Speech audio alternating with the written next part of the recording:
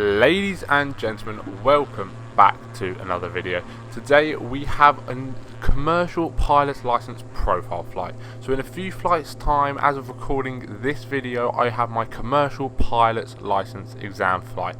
Essentially, this is split up into three parts. It's a flight, I have to do a navigation flight, which includes one nav leg and then a diversion.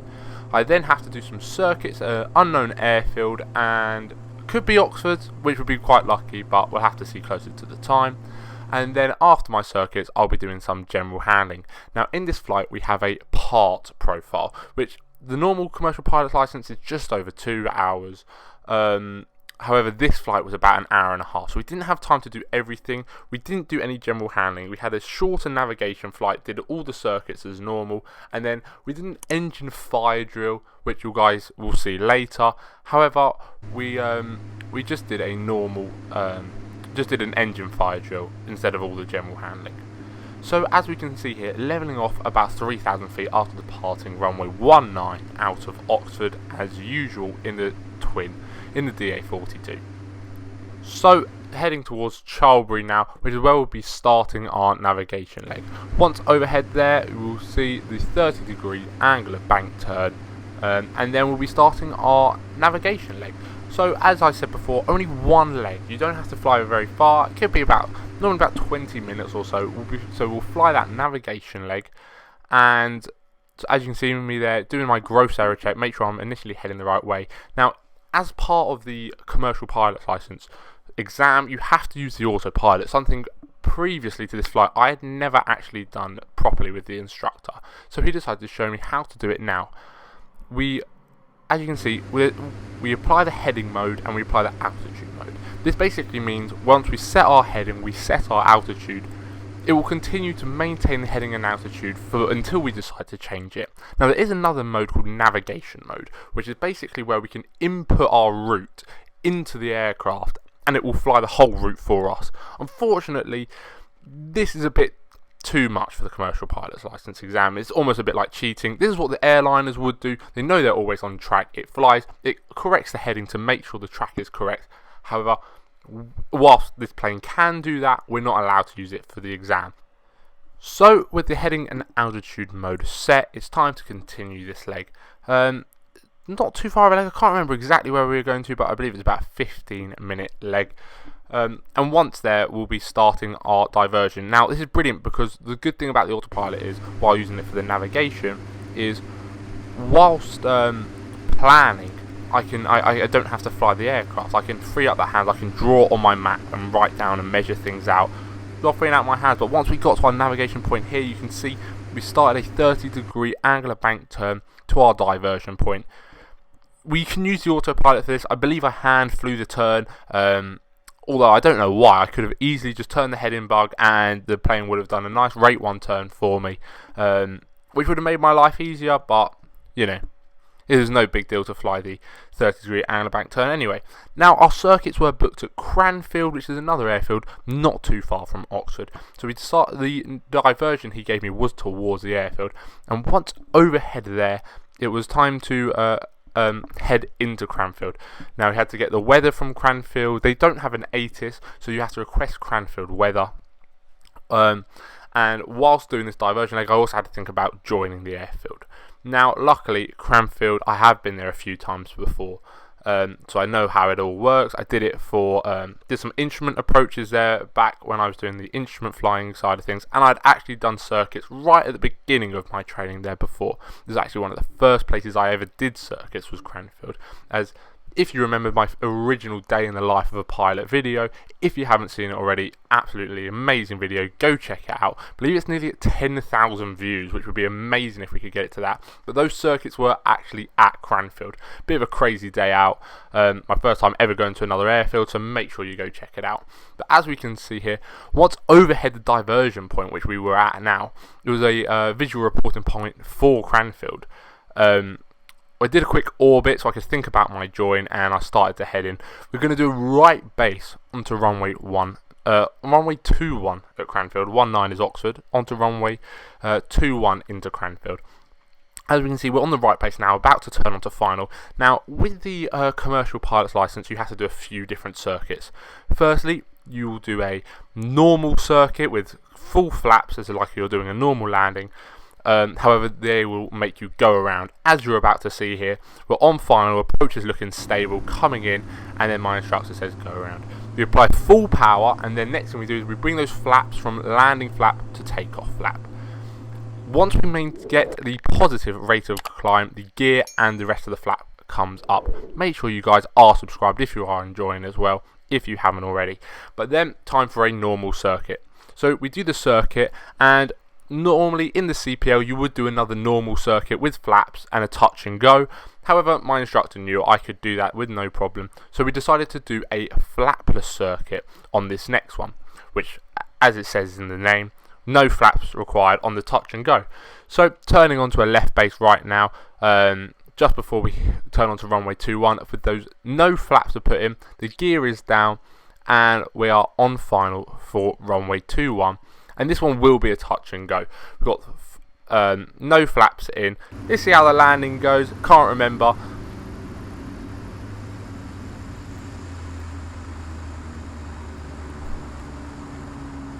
Yeah, not too bad if I do say so myself. But then yeah, do the full power and we go around again. And as you'll see on this go around, and this will happen in my commercial pilot's license on the go around, they will fail one of the engines. Once we have that positive rate of climb, the gear can come up, the instructor covers the levers and will fail one of the engines. The first thing I have to do is control the aircraft, make sure it's flying nice and straight. Next thing we do is we identify which engine has failed, increase the power on the other engine, make sure the gear and the flaps are up, bring the power on the dead engine all the way back and turn the engine master off. Now, this is a touch drill, so we didn't actually turn the engine master off, however, in real life you would. And then we are basically flying with one engine.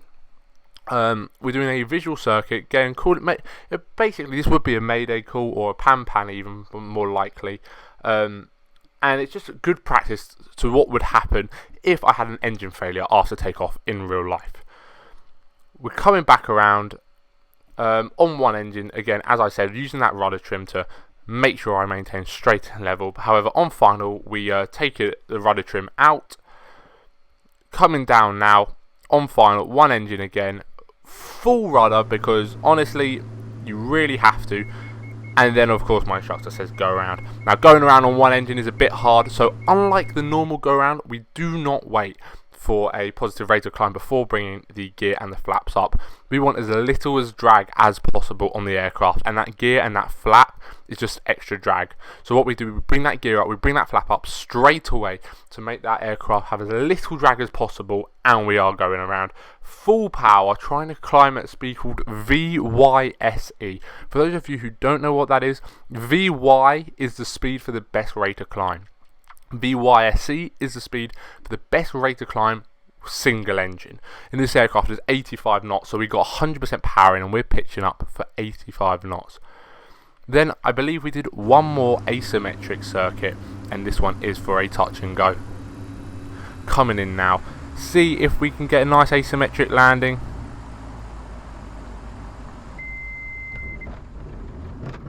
And again, I don't think that was too bad. Must have been a good day for circuits for me. But once we have the aircraft all stable, the flaps can come up, and this is just two engines are back now, and we're doing a touch and go. After this, time to head out to Westcott area. For those of you who don't know, bit east of Oxford and south of Cranfield.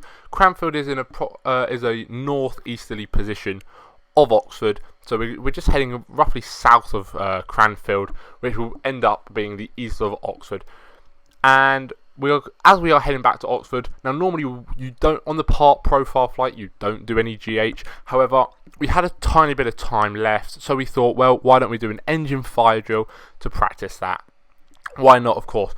On my next two videos, you guys will see the full profiles. We'll do a lot more GH. We'll do the stall package, the steep turns, what else? Engine fires and engine failures, those sort of drills, and a few other things. Can't remember them off the top of my head right now, but yeah, we'll do a few other things, a few other general handling sort of stuff. But we are heading and we do the engine fire drill. So my instructor will fail one of the engine, and just like the engine failure after takeoff, I control the aircraft, identify which engine, power on the live engine goes up, the gear and the flap can go up. We bring the power of the failed engine all the way back and turn the engine master off. Now I ask, is there a fire? And he says, well, yes, there is a fire. So we turn that alternator off, the fuel selector off, as well as the fuel pumps. That's our immediate action for as it's a fire. And we ask, is the fire out? He looks and he goes, no, the fire is not out. Now we have a whole new process. So what we're going to do is we're going to bring the gear down. This is as we're about to enter a dive towards the aircraft. We're essentially going to try and build up so much speed that it blows the fire out. So the gear comes down, the power will also come back, and then on both engines that is, and then we will start our dive towards the ground. Essentially just to get as fast as we can and try and blow that fire out. And as you can see here, pitching down, and you're constantly asking, is the fire out, is the fire out, is the fire out? And we keep going down until basically it is out. And once it is out, we will pitch back up, and it's like a one engine go round again. The gear will come straight up, the power up, pitch up, that gear comes up, we know the flaps are already up, and we try and climb at VYSE, the speed for single engine, to get back to a good altitude. And again, like a normal mayday call at this point, mayday, mayday, mayday. We've had an engine failure, we need to request a landing back into Oxford, which is what we did now. So obviously we didn't actually make the mayday call because it wasn't a real engine fire, but it was time to head back into Oxford. Now whilst yes we should, if it was an engine fire, we would fly back on one engine, that would have taken too long, so we put the other engine back and then decided to pull that power back as if it was dead again once we were closer to the airfield for another asymmetric landing back into Oxford. So fast forward the flight a bit, as no one wants to see me just flying in a straight line.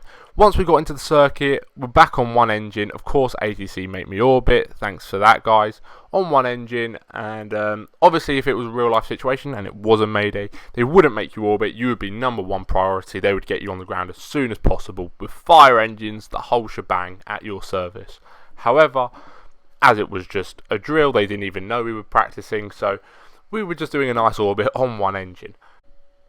But finally we were cleared onto runway 19 to land. Had that asymmetric landing as last time on final hit. Pretty stable approach if you ask me, not too bad. We had to extend the downwind if I believe right, there was another aircraft who was landing, but we extended as all okay, and here we are back into Oxford, runway 19, and in the CPL again this would be an asymmetric landing. But yeah, nice landing here. Can't remember how it went, let's see again. Yeah, not my best, not my worst, I will definitely take it though. But guys, thank you so much for watching. If you did enjoy today's video, please leave a like on the video, and I want to get a like target. I want to try and get 50 likes guys. If that's possible, please like this video. If it's not on 50 likes, help me get it there. So yeah, make sure you go and like this video. But now guys, I'm going to quickly leave you with Future Ollie, who has a quick message for you guys if you did enjoy the video. Thanks for watching. So guys, again, thank you so much for watching. If you did enjoy today's video, make sure you subscribe, and let's try and get that like target of 50 likes. If you can do it, guys, that would be amazing, very much appreciated. If you did enjoy today's video and you want to see my very first flight ever in a DA-42, a twin engine aircraft, go check out this video here. And if you wanted to see when we practice some engine failures in it, which was definitely a load of fun, go check out this video here. Crazy video. Engine failures are definitely tough, but always good fun. Guys, thank you so much for watching.